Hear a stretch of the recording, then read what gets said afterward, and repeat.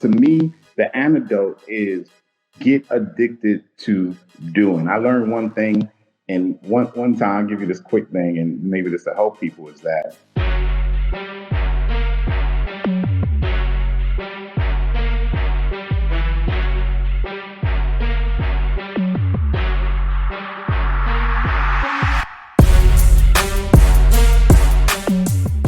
welcome to another episode of Entrepreneurship Exposed with your guy Beez.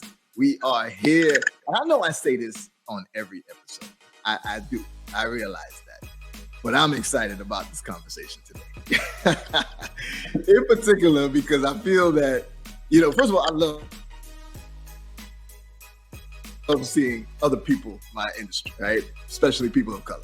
But this particular gentleman, our guest today, he and I have very similar beliefs on certain things. When we were talking earlier about, social media and talking about, not trying to be in the public eye all the time because we're not trying to be influencers. We're trying to continue being businessmen, being investors, acquisition specialists. So I'm excited for this conversation. I feel like this is going to be really good. And I want everybody to join me and welcome Brett EBITDA Holcomb. Brett, what's good, my brother? How's everything? What's up? Thank you for having me, man. I appreciate this. This is amazing. I feel energy already. I feel like I'm on CNN. There you go. We got to bring energy to everything that we do, right? It's funny because sometimes I'll be in a relaxed mode. It's like, been a long day. But if I got to come on live or I got to do some sort of interview, I pop into Beez mode. I'm like, let's go. There you go. That's because you're a professional, man. You're a professional. That's what you're supposed to do. Yeah, for sure, man. We got to do it. That's how we do everything. So go ahead and introduce yourself. Tell the people exactly who you are, what you do, because that's going to set the pave your way for everything that we got to discuss today. Okay. Well, my name is Brett EBITDA on IG and Brett EBITDA Holcomb in other areas, but most people know me as Brett Holcomb. I've been an entrepreneur I'm a recovering entrepreneur. Okay. I stopped being an entrepreneur a couple of years ago when I discovered this thing. It's an important factor there, recovery. Yes. Prior to that, 25 years riding that roller coaster of entrepreneurship, figuring out everything. This was well before, we had all this information on, the World Wide Web, and had to figure out a lot of things, had to read a lot of things, had to fail at a whole lot of things. Generally did probably 17 different businesses in the earlier stages. Slight technical difficulty. We're having technical difficulty. Can you hear me? Yeah, it went in and out for just a second, but I hear you now. Okay, it's probably on my side. You high def over there, man. I'm almost analog over here, so you gotta excuse me, y'all. I'm analog right now. I got cords and things plugged into mine. But just basically 28 years of entrepreneurship, everything from retail to debt collection of all things to a lot of real estate. Just figured out a lot of things. I figured out mainly how to do things wrong. So I took those lessons, brought them into today. 4 years ago, I was asked these two magic questions that changed the trajectory of my path. And those two questions, I actually heard them. I repeat them all the time. Question was, well, if 96% of businesses fail, right? Why would you want to start a business? Right? I'm like, okay, that makes sense. Yeah. Why would I want to start? Why not just buy a business? Then the second part of that question is, hey guys, okay, before we get to the episode, I just had to take a moment to say thank you to everybody that's been supporting Entrepreneurship Exposed. Your guy Beez here, and just having a great time having these conversations, showing you every aspect of entrepreneurship, because there's a lot of things out there that are, seems like all the glitz and the glam, everything looks good, but we want to make sure that you see some of the obstacles. Not things that will stop you, but just things that you need to know before you dive into this world of entrepreneurship. If you like this content, you like these videos, please just do me a favor and just make sure that you're subscribed to the channel. Make sure that you click the like button, comment on it, just tell me what you feel about each topic so I'll know how to adjust for other topics and have other guests on. And make sure that you hit the notification bell, because YouTube's kind of weird like that, and if you don't have that notification bell, even if you're subscribed to me, you won't see a lot of my content. All right, so if you would like to support us, that would be the best way. Thank you so much. Now back to the episode. Well, if only 4% of businesses do over $1 million, why not buy a business that's been in business for 10 years that does over $1 million? There we And go. that's the game changed from there. Everything shut down. At that point, I retired. I stopped doing what I was doing, and I just went on this path of acquisitions. And, double-digit acquisitions down the line. Here we are today, and glad to discuss. I got two things I got to ask you. First and foremost, if you don't mind saying approximately, you could just give a range, but approximately how old were you where you had that revolution? Man, you over here trying to date me, huh? I see what you're doing, Beez. On purpose. I'm gonna explain why. Man, I think, I'm a little older, so I was probably 47, 46, 47. So in the 40s already? Okay. Yep. I'm wondering, because somebody told me that they feel that I'm talking about with acquisitions and such, maybe it's for older people. I'm like, why would you say that? I know many people have done it as, early as in their 20s. Once you learn that you can do it with no money out of your pocket. What'd you say? I said my son is doing it. He's 16. There you go. Exactly, right? Mm-hmm. So that's the first thing, and we're going to dig deeper on that too, because I want to go through that. You said the exact thing that made me say, yeah, this is what I need to do. So to me, when someone else hears something, they be like, yeah, I need to be doing it too. But it doesn't always happen that way. So we're gonna dig into that in a little bit. But I want to go back to one other thing that you mentioned. You said that back in the day, doing research for how to start a business, etc. And I'm gonna date myself too, because I just created some new content on that today. I told you I was filming some reels and content for social media, and on it I was talking about back in the day. You're gonna start a business and wanted to figure out it. Got to look for the Encyclopedia Britannica or something. Now you Google and everything is there, and there's more information than you can even sort through. You don't even know which direction to go because there's so much access to information now. Yeah. So what are your thoughts on the amount of access to information, and how does somebody like sort through that, parse through that, and to determine what route to follow? Yeah, man, that is the $1 million question, isn't it?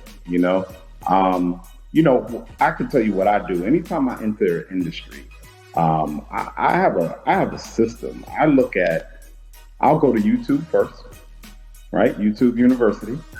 I'm gonna look at, my goal is to find 10 people who are doing that one thing. And I'm just gonna listen, I'm gonna watch their videos, I'm gonna consume, I'm gonna take notes. I'm looking for similarities. So it's almost like building your KPIs. If everybody keeps repeating the same thing, you can aggregate and say, here are these 5 to 7 core functions of this particular segment, right? So then I'm going to 80-20 that, and I'm going to say, okay, who do I like? Who resonated with me the most, right? And then I'll go deeper into them. So maybe I start entering their funnel. Most of them have funnel, as we know, right? Mm-hmm. I'll start entering their funnel. I'll get there. No, honestly, I'm gonna get everybody's, free information. Because again, I'm aggregating, right? But I'll then, hopefully 1 or 2 of them will have a book. Maybe 3 or 4 of them, I'm buying all books around that subject. I start learning that a little deeper from the book. You go a lot deeper into it by reading books and the subjects on it. And then finally, I'm just buying courses. I truly believe, because I know how I work, that I'm going to find value in a course. Like if someone is teaching good enough information, I'm going to extrapolate that value, and I'm going to make it happen. We talked about courses earlier. We'll get on that, I'm sure, down the line. But that's my methodology is I start wide and I narrow down. It's just like a literal funnel where I come out with one or two people that I really like. I still consume other people's content for innovation, right? And just seeing, who has what teaching style. I always find that when I'm looking at 10 people, someone always says something key that's different from the others. And if I could patch all those together, I have a really innovative thought within that. And then, I work my outside magic to complete it. But that's my process. There you go. I love that because you're immersing yourself in the industry. It's not just, I got one quick recipe from somebody and I'm going to run with that. Nah, you want to immerse yourself in the industry and kind of create your own path based on the recipe that each person is laying out for you, right? So I definitely like that. But what about analysis paralysis, right? Because a lot of people focus on, hey, I got to get more info from multiple people, but I don't actually do anything yet with it. Yeah. I mean, it's that natural chemical dopamine, right? And so we talk about this. It's just like, essentially people get addicted to information, right? And we call that the information doing gap. All right. And so anything is a gap. There's a gap in anything. You can get information and that dopamine rush gets you satisfied. It's just like when you buy a course or you go to a conference or something. And it's like you get the word. It's like being in church. You get the word, right? And then you come and you're motivated. But, motivation wears off, right? And so those disciplines that you have to get to those habits, to get to that lifestyle is the driving force of it. And unfortunately, very few people can push through to get to that. So, I don't know if I answered that question, but to me, the antidote is get addicted to doing. I learned one thing, and one time, I'll give you this quick thing, and maybe this will help people, is that you should analyze your day on how much you're consuming versus how much you're doing. And I remember there was one time in my life where I was consuming like 90% and I was only doing 10%. And then the outcome showed up. I wasn't getting the money I wanted to get. I wasn't doing this. I was smart. I was sharp as a tack, as they would say. But at the end of the day, that lack of action did not allow me to move forward. So I had to measure that. I heard this and then I had to flip-flop that. I still probably do 70-30, but I have to make sure I'm in action mode at all times. I got you. That's a really good tip for people. Measure your day to see how much action versus how much doing that you're actually getting done. So how much information you're absorbing versus how much action that you're taking. I love that. Now, we gotta jump right into this 8-figure behavior, right? Okay. What is that about to you? What does that even mean to you? I mean, 8-figure behavior, man, again, through this journey, especially in acquisitions, right? And you can attest to this. You realize that. So first of all, let's just go to some statistics. And this is where I pretty much reverse engineered into this. And so the first statistic is that there's about $2 trillion of what they call dry powder, right? Where money has not been allocated. This is specifically through private equity, right?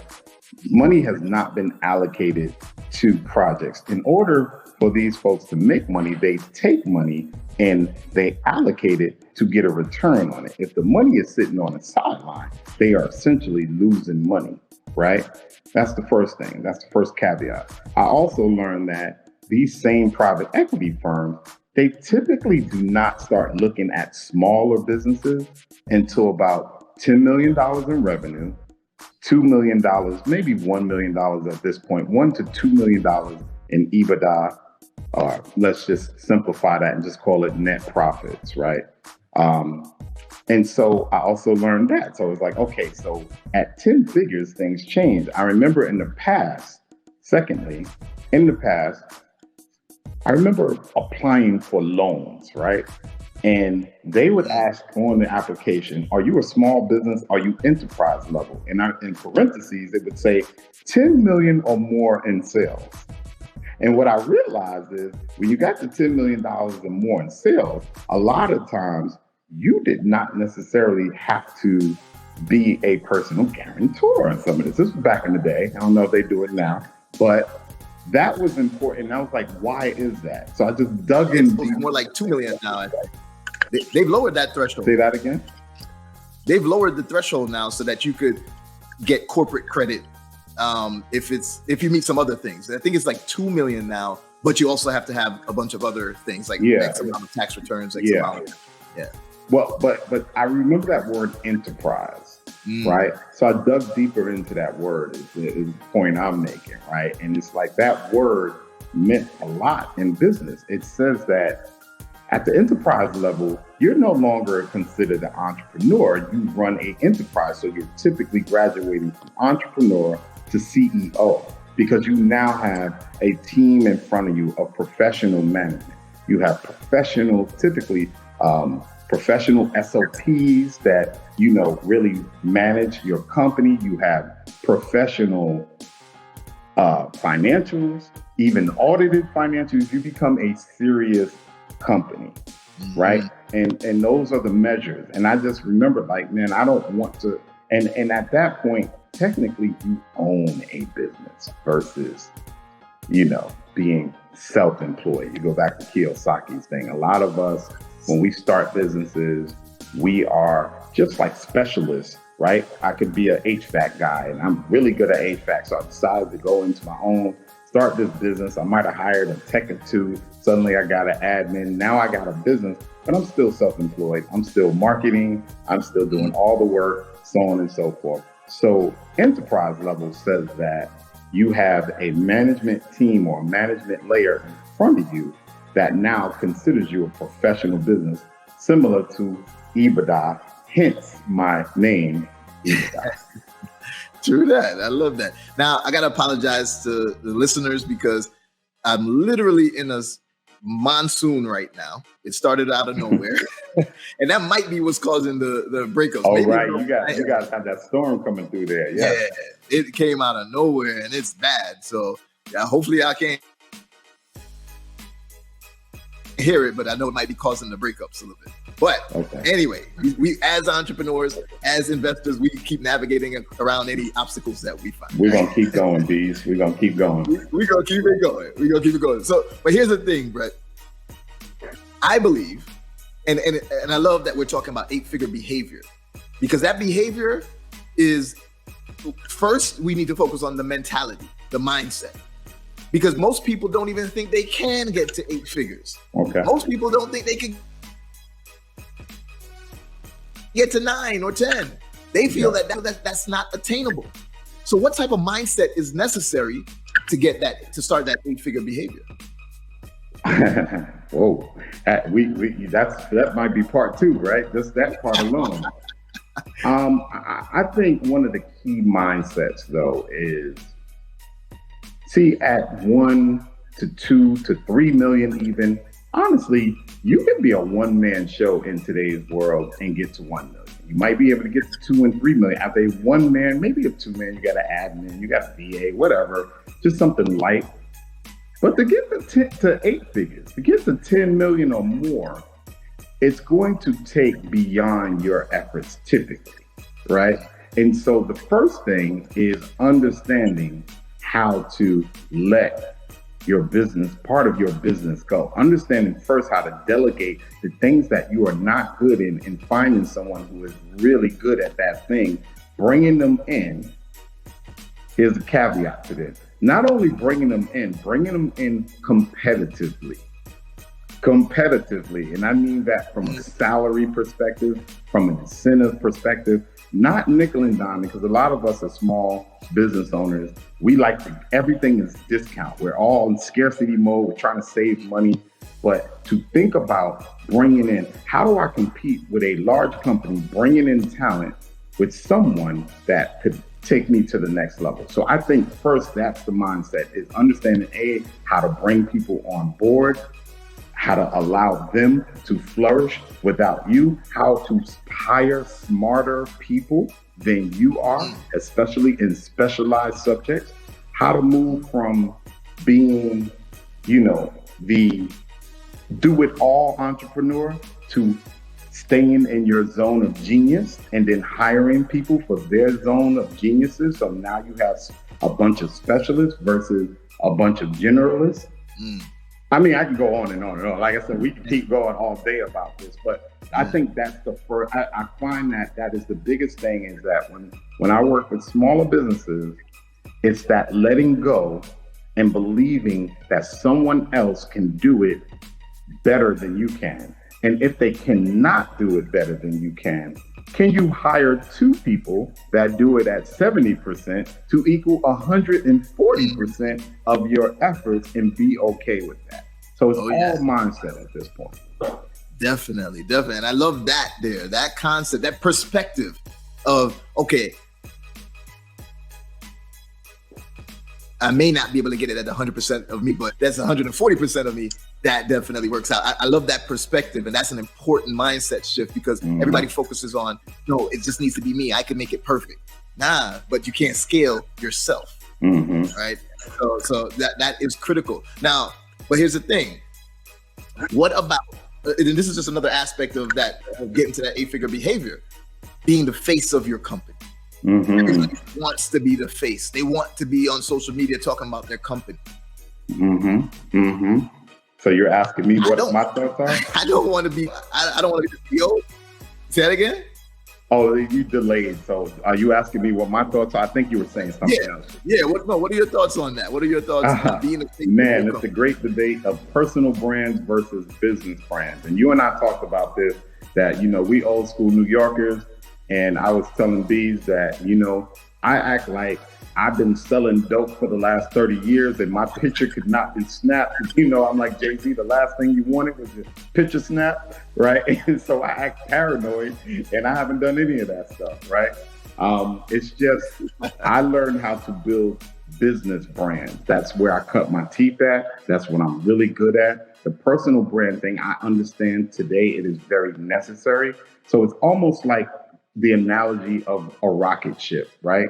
Where that personal brand allows you, it builds up all the energy to take off, but it can only get you so far. Until you reach orbit, then you need another jet to get to the moon, right? And then another phase. And so you have to understand how to let go of your personal brand, replace yourself. As you bring in more specialists, you build from a business perspective, you allow other personalities to inject themselves into that business. And now you have an organization versus an individual. You could still have your own personal brand, but that brand evolves amongst time. Like, you're no longer, staying in one mode and being the Mr. Everything. You're not the face anymore. You're trying to inject other people so you can let go gradually. And now you're building an organization where other personality can come in that more people can connect with to grow your business, essentially. And that's branding, in modern day times, business branding 101. Yes. Now, I find that there's a difference between influencer versus business person. Like, you could be online building that personal brand and you could get tons of followers, likes, but that doesn't necessarily mean they convert to sales. Right. And that's the key, I think, where a lot of people get mixed up. Hey, I want all the followers, but you're not converting them to sales. And you're not growing at that 8-figure mindset. Right. So what are your thoughts? Are you active on social media? No. That's straight to the point. Hey, you know what? My stories are popping. I'm gonna hit you with these quotes on these IG stories all day long. You're gonna get this story work from me. That's about it, though. Haven't posted anything on my page probably in 2 months. There you go. And I'm gonna be honest, most people know this too. All the posting that I do every day is because I have a team that helps me to get things going. I got a process that is, okay, here's some content. I'll film, like today I'm filming, and then I'll have content for the next couple weeks, right? So I prepare for it, but I don't go on it and post. I'll dab in here and there, and then start interacting and engaging with people. That's not my main concern. And I think we're in the perfect industry where we don't really care about it that much because in order for us to make money, we're doing things back here, which is acquiring businesses. So we don't really need the followers. A lot of times you're acquiring the talent that does that, right? Yes. And you know, this is a great time to break in and talk about you. I actually watched your podcast, right? And so I think it's a great time to plug what you do. And what you do is, you know, in today's time, first party data. And so you're buying your audience. You're buying that attention. So you don't have to, you know, do all this marketing to draw people. You already own your audience. You know how to go out, buy an audience around a particular business. And now you could just drive, you know, your business into that very targeted audience and get results from that. So if I can do that, why do I don't have to say a word. Exactly. You know, that's that inside secret, Beez. You know, that you know. So you saw, wait, which episode did you see? You're talking about the one with... There we go.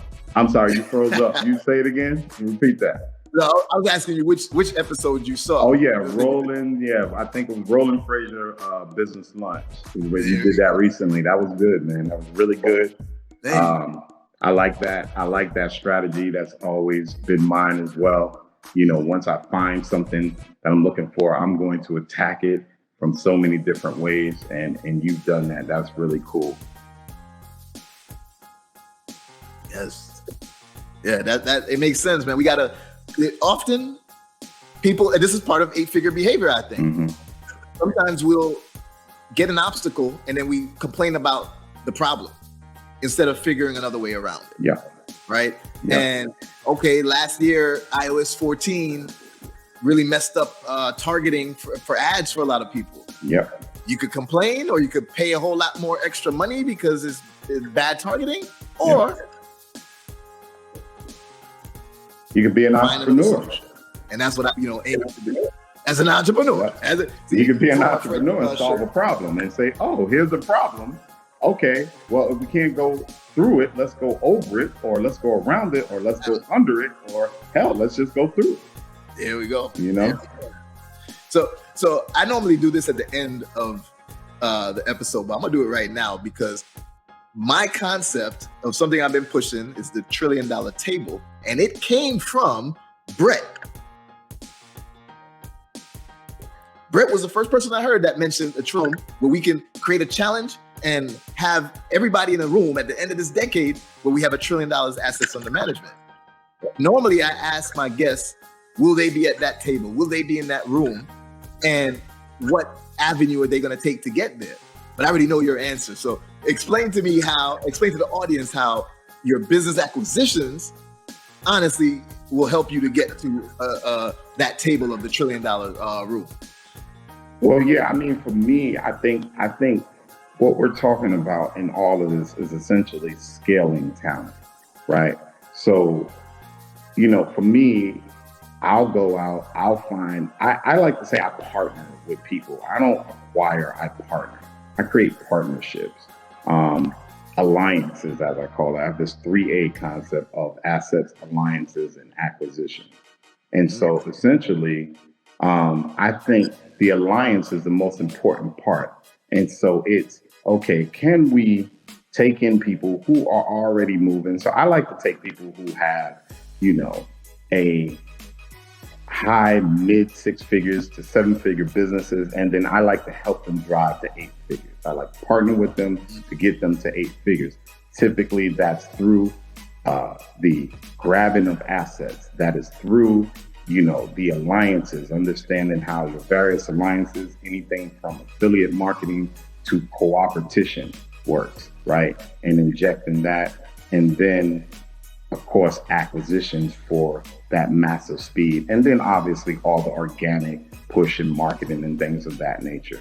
But I think that to do that at mass, you know, you start little by little, you start scaling through things like, you know, you'll create funds, you'll create capital raises. So from one side, there are people who want to deploy money because they're not entrepreneurs. On another side, you have people who are entrepreneurs that you can invest in. And then in the middle, you have a bunch of professionals that can help, really clean up those businesses and drive scale and growth to those businesses. So I think if you took that myriad and you put that all together and you really drive for those results and drive for that growth, I think it's really a lot of this, man, is like, it's about what's not there. It's about this alchemy of business. It's about creating value versus what value is there. I think we get stuck on where we are versus what else can we create to create more value. And so when we talk about assets under management, it's just literally assets driving up the value of an asset. And so for me, that's why it's from 7 figures to 8 figures, and then it'll be 9-figure exits, then it'll graduate to 9-figure businesses, then you'll go public. And so between all of that, going public, reverse mergers, agglomeration, right? All these different terminologies, funds, all these different things that drive up drives massive capital to something, and then secondly, drives up massive value from the conversion of that capital. That's how I plan on getting to it. And if you can get enough people involved, you'll hit the number. Yes, sir. I love it, man. I can't wait for it. I'm excited about this challenge, and it's entirely attainable. So, people, but there goes the thing. When people hear that $1 trillion table, $1 trillion room, they get nervous. They say, oh, that's crazy. I can't imagine that. Yeah. Well, I can imagine. Yeah. Did I ever tell you how I came up with that? Imagine it. It's about if you're going to execute on it. And we only learn 2 ways with one of these M's: mentors or mistakes, right? And you started off by saying that you're willing to get courses, you're willing to learn. But there is an influx of courses right now with so many people are like, oh, I want to learn how to make money. And they bought into these courses, and now they may feel a little hey, I don't know if this is too much. I don't know if I overextended myself, right? What are your thoughts on that? Well, I think the whole infotainment, whole info entrepreneur. I mean, again, I think everybody has its place. I think that people really do know what they know. I think that information is absolute in some cases, and that if you actually participated, once you bought something, you did the work and you walked through it. Most of these courses actually do work. I do believe in e-learning, right? What I do know, though, is that people are not buying the course. They're really buying hope. They're not buying the course. They don't care about the course. They want the dopamine. We go back to this dopamine rush that makes you feel like you completed something by buying a course. That is good enough for most people, which that is the problem. Like, people will sell these courses and they know that 95% or so of people will never do this work, right? And they're not necessarily held accountable, nor should they. Honestly, they shouldn't be held accountable. It's up to you to do the work. I can't make you do the work. I can only give you the information. So have no problem with it. It's human nature that is the problem. It's not about the work, the information. It's about the people who buy the information, why they buy the information, their lack of discipline, the lack of habits to actually execute on that information. That's really what it's about, But, we're in, again, but the one thing I'll throw at the info marketer / guru, I like to call them gurus just to shake some feathers, right? One thing I'll say about them, though, is that they know what they're doing. They know they're triggering on people's emotions to get them to buy things. And they also know that people are not going to use this stuff. So really, it's just a money grab. So if you work it from both angles, you could say, hey, look at what I have. And as a result of this was my success based on me following this program, right? That whole program honestly could be obsolete, which a lot of them are. They need to be updated, right? So they know that. And so now people are so more infatuated with the event and not the process. So they're buying the product for the event because they think they're going to have the Rolls Royces and the Lambos and all that stuff and the big house and all of that just from buying the course. Because if they could do it, they convince if I could do it, you could do it. But we don't talk about things like timing, right? Which you and I talked about. 2021 was a beautiful time for many people selling things online, right? E-commerce, e-learning just exploded because people were at home. People had stimulus money, right? People were getting unemployment, so they had money to spend. There was fear in the marketplace, so people were looking for stability. They were looking for hope. So it was the best time in the last, I don't know, probably 10, 12 years to sell hope. And that's what they did. And I'm not mad at it. So my opinion in a nutshell is that I think e-courses work. I think people don't. Ooh, people don't. I love that. That is the truth. So now that is critical just for six-figure behavior before you even get to eight-figure behavior. You got to put in that work. Right? Yeah. Now, the benefit though, like you mentioned in terms of ongoing things versus outdated information. When you're acquiring businesses, every deal might be different, right? So it's always new things that I learn. There's new things that I come across that I would then pass on to my students, right? Now, what have you seen? And we're about to get into our pop segment right now, as a matter of fact, because for that eight-figure behavior, it's time to pop that bubble, right? And we want to know what are the pros, the opportunities, and the problems of getting to that eight-figure behavior. Okay. So I got to remember that pop. Okay. So the pros. Oh man. I mean, the pros are that you literally can change your life in one afternoon. Like you can go find a business. If you know how to structure a business, you become a deal maker, you can structure that business where you're not using any of your money to get it. Or if you have some money and you know how to deploy it properly, you can get quite a return on your money for deploying that money into a cash flowing business. Not like a static, it's not buying crypto. It's not buying stocks, right? I mean, I know there's dividend stocks, but it's not enough for most people to live off unless they put a lot of money into it, right? You're talking about something that you can go out and buy. You can go out and buy $1 million business. You can go out and buy a $10 million business. Literally, and change your life in one afternoon. So that is like the massive pro. And you don't necessarily need your money to do it. So that's your pros, right? The opportunity is, the $31 trillion tsunami that's coming, right?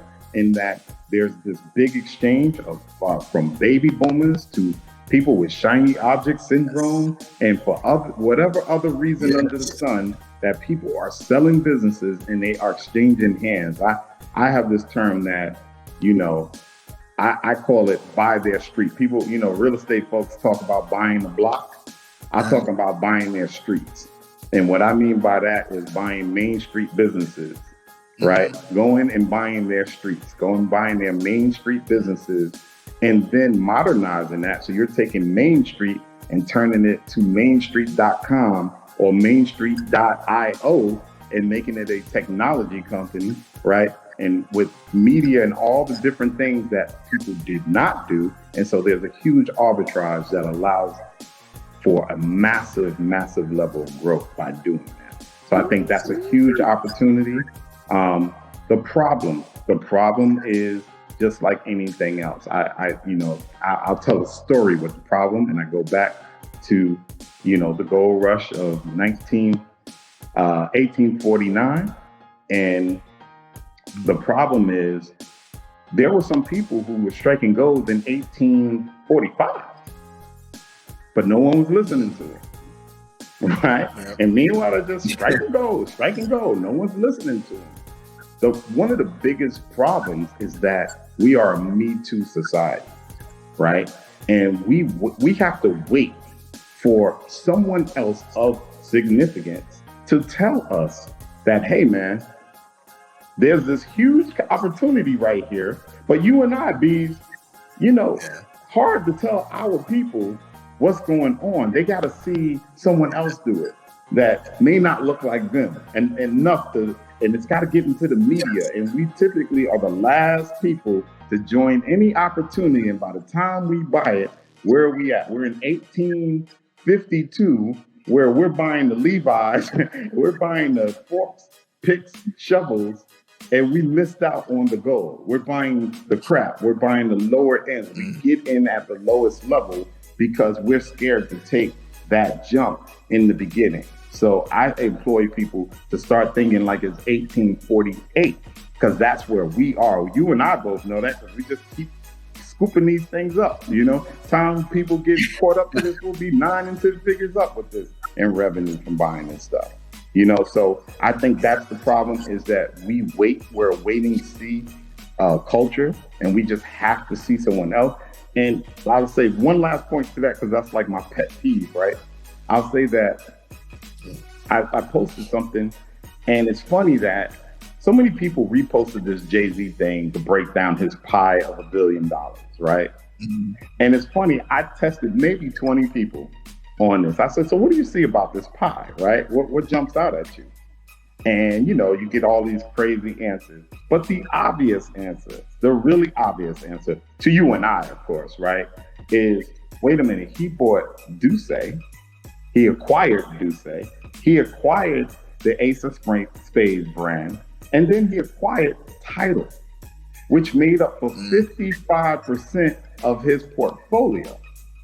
So he became a billionaire by acquisitions, not by organic growth. Yep. So people are not paying attention to that. So, but if Jay-Z started talking about it, we'd have a floodgate of people running towards it. Yep. You're 100% right, because I hear people all the time that say, what you talking about? Nobody talking about. That's not true. There are people talking about it, just not the people that you want to listen to. Right? Yeah. Unfortunately, nobody in our community of noteworthy status that is going all in on it and talking about it. They going all in on it. Yeah. Jay-Z's all in on it. Yeah. But he ain't talking about it. He's not talking about it, because that is that next level information that, he's not ready for the masses to know yet. And it's just, but like you said, don't study me, youngins, study my moves. It's really that simple. Study the moves. I love it. Study the moves, man.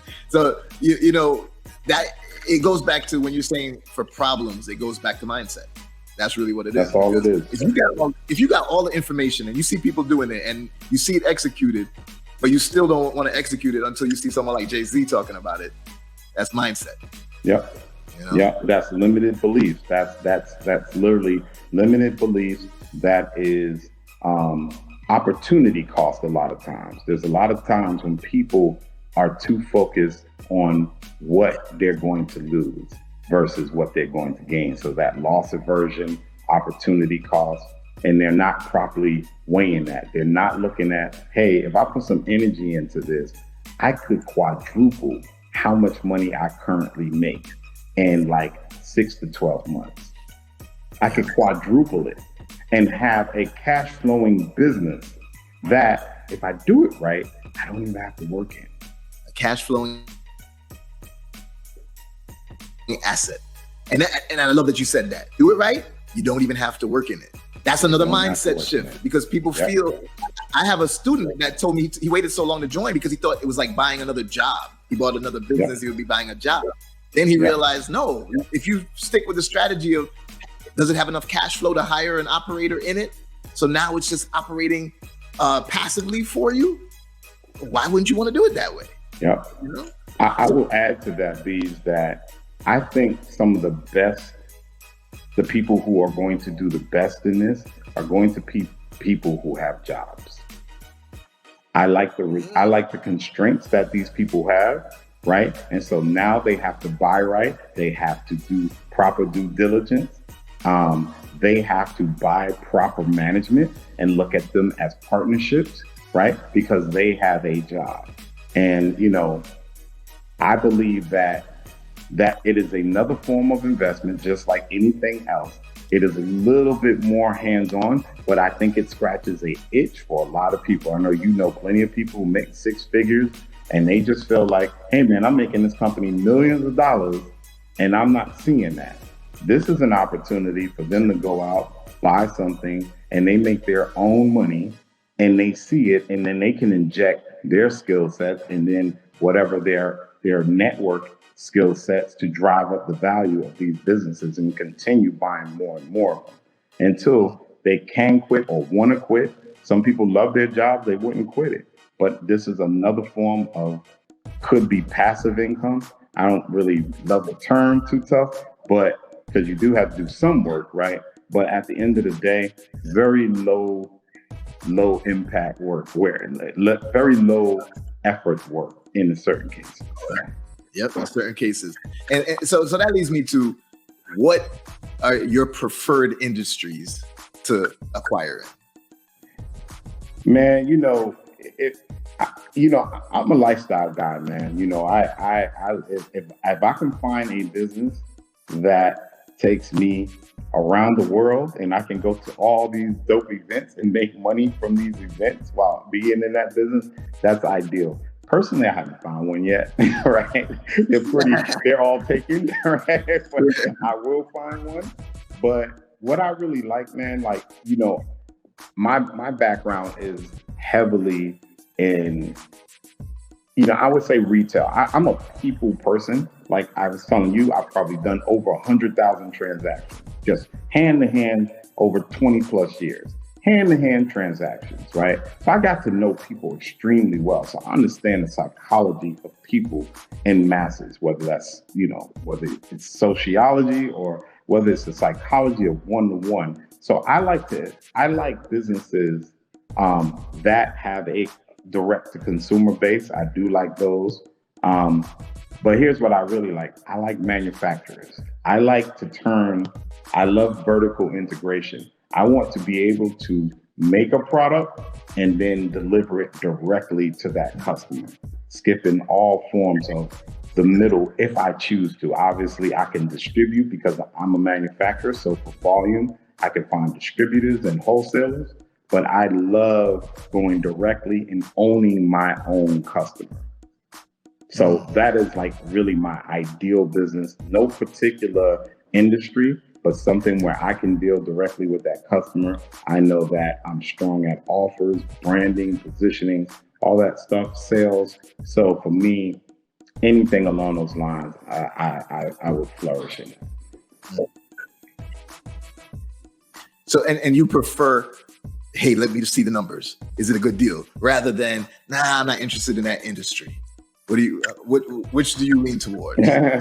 Come on, Beez. I know the answer. We're gonna look at the numbers, baby.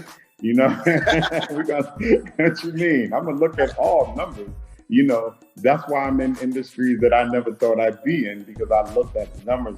But again, man, I one thing that I know, I'm an innovator. I'm very creative. But then I learned business down the line. I learned the numbers. So I have this mix of the two. And then I have strong people around me. So for me, I'm going to evaluate the numbers. I'm going to see, I'm looking, everything for me is 80-20, 64-4, 51-1, right? Everything. I go down to the knee. I want to know what 1% will give me a 51% result, what 4% will get me 64, and then what 20 will get me 80. And that's what I want to know in that business right off the top. So for me, if I can get to that quickly and it makes sense and I see opportunity to scale, especially that 1%, if I see, man, they're missing a pill on this premium, on the premium revenue base of this business that I know I can scale, I know the numbers grow exponentially, and that excites me. So, I like numbers. I like industries. Well, like I said, I didn't get to my lifestyle yet because I'm so busy finding these boring businesses in these boring industries that no one's looking at. So it's taking me to all these obscure places to look at them. But I love them, Well, I got a great deal that we're going to talk about later. So okay. The numbers were great, and everything that you like, you're going to love this. Okay. We talk about that offline. Yep. But Brett, hey man, I think this conversation could go on forever. I love these type of conversations. I love sharing this to the world for people to see that it is possible for them. It is possible to get to $1 billion, to be in $1 trillion assets under management room, right? The possibilities are endless. Yeah. You just have to have the right mindset and then get the right information and execute. Yeah. Most importantly, execute. Yeah. I mean, just to add to that, I think it's just that magic word, man, you know, and it's overused and you hear it all the time, but it is the ability to scale. It's not just like scaling a product or something. It's the ability to scale everything, right? And I just think that people don't understand. I use leverage a lot versus the word scale, right? But essentially, it's being able to say, hey, I'm in this industry. So we take that manufacturer and we say, man, if I can put that product in all these different markets in front of these other customers, if I can venture with these other folks or acquire other areas where I know my product would work, I'm going to massively, massively grow my revenue and scale that business from that perspective. I can then sell that, get money, go up to the next one, just like Monopoly, right? Hey, we did this. We know how it is, Beez, right? 15 million we owe. We got a 20%. So we got 3 million. We got a 12 times multiple because we built it up to a 12 times multiple. What's that, times 3 million? Where we at? 26 million. Let me get my money. Now let me take that 26 million. Let me move into this $100 million business. And we just keep going. Exactly. So that's, if you heard a lot of stories about billionaires, that's what they did. They just traded up. A lot of people didn't start where they ended up. They started somewhere, sold something. They had a liquidity event, which is really important. Nobody really talks about this. Because what did I just say? It's a quick lesson on this. I'm going to wrap it up off of this, but this is important, Beez, for who we're talking to. Like when we talk about these multiples, right? You look at a multiple as years of profit. So that example I just used with a 12x, that means that if I sold that business, I got 12 years of profit for that business. So a lot of people want to have these egos and just keep going. And you don't realize that, like, your most vulnerable point is owning the business. You are always looking for a liquidity event to get the money out, right? So 12x, that's 12 years of profit. If I can realize that in one day and then go rinse and repeat and keep growing that, you will amass so much money, it's ridiculous. So I just thought the need to say that, because when people use the term multiple, they don't simplify it to say that a multiple is merely years of profit. Profit. I love that. Question for you. Did you ever watch the Winning Time, Rise of the Lakers Dynasty on HBO? Man, I've been watching it. Everybody's telling me to watch this. I did not watch it yet. Watch it, Brett. It's so awesome to watch when Jerry Buss was buying the Lakers and how he did it. And he's doing the same strategies that we bought. Great. It's a great watch. Okay. I'm going to check it out. All right. Well, my brother, thank you so much for coming for another episode of Entrepreneurship Exposed, where today we exposed 8-figure behavior with my guy, Brett. Brett, tell them where they can find you. Oh, man. I mean, again, I'm not heavily on social media, so you can find me. If you want to find me on IG, it's Brett_EBITDA. You can email me at brett@8figurebehavior.com or LinkedIn under Brett Holcomb. That's where I play. We'll make sure that all of that's added in the summary below. But Brett, thank you so much for coming on. Man, thank you for having me. It's been a pleasure. Everybody, you already know, likes and subscribes to this channel if you want more content like this from Brett and other entrepreneurs, where we expose everything that you want to know. See you on the next episode. Let's go. Peace. Thank you.